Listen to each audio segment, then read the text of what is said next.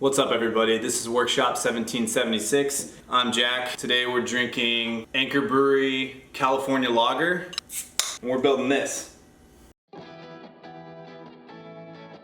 Alright, so a stop block is very helpful because you don't have to measure it out every single time, taking into account the kerf of the blade, which is 1/8 of an inch, so doing all that math is a mess. So you just measure it once, set the stop block exactly off your first cut, which you know is accurate, and then you just lightly butt the next piece up against it, and it's the exact same distance as it was in the first cut that you already measured. So you know they're all exactly the same. It's very helpful for repeatable cuts like this.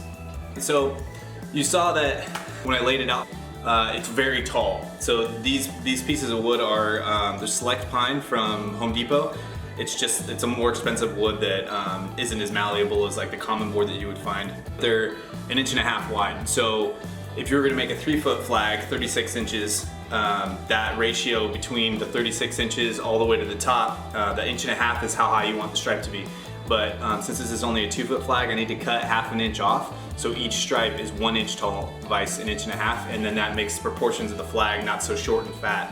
It actually shrinks the entire thing down, so it looks right when you're looking at it. All right, so here I'm picking out the red stripes. The traditionally red stripes on the flag are going to be burnt pretty heavily, just so there's a bigger contrast between the white stripes and the red stripes. When you're burning these very, very heavily like this, you want to get to the point right where they start to burn, and then you want to stop. You want to blow it out. If you leave the torch on too long, the wood will start to crackle. It won't look uniform across the entire flag. So you want to be able to have everything look the same.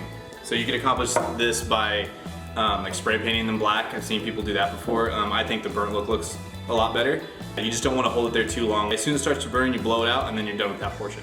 So I'm not sponsored by Burns-O-Matic, that was a total accident. For the lighter stripes, you want to give it just a little bit of a burn. This is the second flag I made for this exact project, because the first one I made, I went too dark on the light stripes. It came out, there wasn't enough contrast between the two. I actually have to go back later in this video and darken them up because it wasn't enough contrast, but I was just afraid to burn too much. So it's always better to go lighter, and if you don't like it, go back and darken it up if you need to. So my wife is helping me put on the blue stain. This is Minwax clear, I have it right here. Minwax water-based wood stain clear tint base, right here. And this is the true blue. One thing to know about this stain, I talked about this in our American flag concealment gun case. This is mixed with some kind of paint, I think it's acrylic, so it doesn't act like a traditional stain. You need to paint it on and then wipe it off within 10 to 15 seconds, because if you let it dry too long, the acrylic paint sets and it gets really gummy. It just doesn't look great. So doing several coats, because you can only leave it on for 10 seconds, it doesn't take very long, but it gives you a more even finish. And different parts of the wood adhere to it differently as well. We had kind of a problem with that. All right, so here I tried something new. I didn't want to use the clamps on this one. I was going to try to use braces on the back of it to see if I could speed up the process of making these flags. I've made quite a few of them now. So I created a little jig on this workbench, and I just brad nailed it in, made sure that the angle was at 90 degrees. Basically all I did was butt the wood up against it, and it gave me a perfect line on one side. And if you cut them all to the exact same length, then the other side should follow suit. Here I'm just using this plywood to do the union, which in the future I'm not going to do any longer. So this plywood, that plywood is a birch veneered 3/4 inch plywood. And because the veneer is so thin for the birch, if you burn it too much, you'll start getting bubbles in the surface, and it doesn't look good. So I think in the future I'm gonna go buy 3/4 inch thick, just common board pine, or if I can find something that's thick enough in the select pine, I'll use that. And that'll give us a lot more options to burn the union instead of having to spray paint it, which is, as you'll see, I had to end up doing. Now I'm just making sure everything is in the right order because I'm about to start the glue up. So the reason I want to use braces on here, which I ended up not doing, so do not use braces. It makes it look cheap, I think. When you glue up boards, right? So you just put a ton of glue on, not a ton, but a moderate amount of glue on, and if it squeezes out a little bit, it doesn't matter because you're gonna sand it down anyway. But I can't sand these down because they're already pre-burnt and stained, and it wouldn't look good. So I'm trying to put as minimal glue as I can so I don't get any squeeze out at all. Then when I put the braces on, it adds extra strength in the vertical direction. So if a piece isn't quite as strong, it still has strength to it because of the brace. But the guy I was making it for didn't like it. I don't really like them either. Like I said, I don't think it makes it look like it was professionally made. So from now on, I'm just gonna devise a better way of clamping these up. When you are clamping them, it's really important to get clamping pressure in all directions. So you can see that I have 2 clamps on, and this is by no means the right amount of clamps for this. I only did this minimal amount of clamps because I was using the braces and I just didn't want them to slide around on me. I wanted to get them tight enough to where they weren't gonna move, and then put the braces on, take the clamps off. You can see how I have clamps going from the top down, and then I have other ones pushing the union into the ends of the top 7 stripes. So it's important to get clamping pressure in all directions.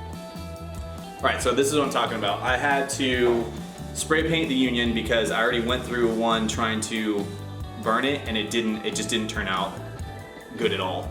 So it was bubbled up. It wasn't an even burn throughout the whole thing because it's plywood. In the future, like I said, I'm gonna use a solid piece of wood for that isn't plywood, and that'll allow me to burn it like I burn the rest of the flag, so it'll be one uniform piece. So if you're gonna do that, don't use plywood for the union. Use a 1x6 or 1x8 or whatever size your union needs to be. So after the whole thing's glued up, I'm just going back and adding a little bit of detail burning to it. Just gives that a little bit more rustic look. And I even did more after this, after I took it to the client. You'll see it in the end picture, but I didn't film it. Yeah, you can see here the contrast between the dark and light stripes is much better than what I had previously, which I don't have. But the end piece came out really good. You can see it right here. I added a lot more burning in these areas just to give it that more rustic look. I had it engraved. That's about it.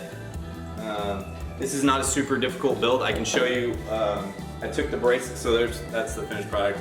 You can see I took the braces off the back. It does look a lot, it doesn't look as cheap, I don't think. It looks a lot more finished and professionally made. It's a pretty easy build, anybody can do this. All you need is a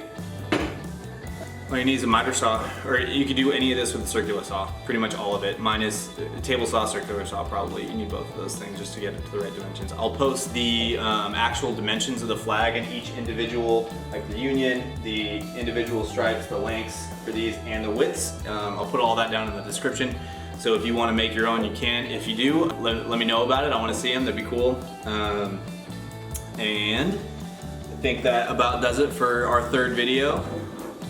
So Anchor Brewery California Lager. I like it.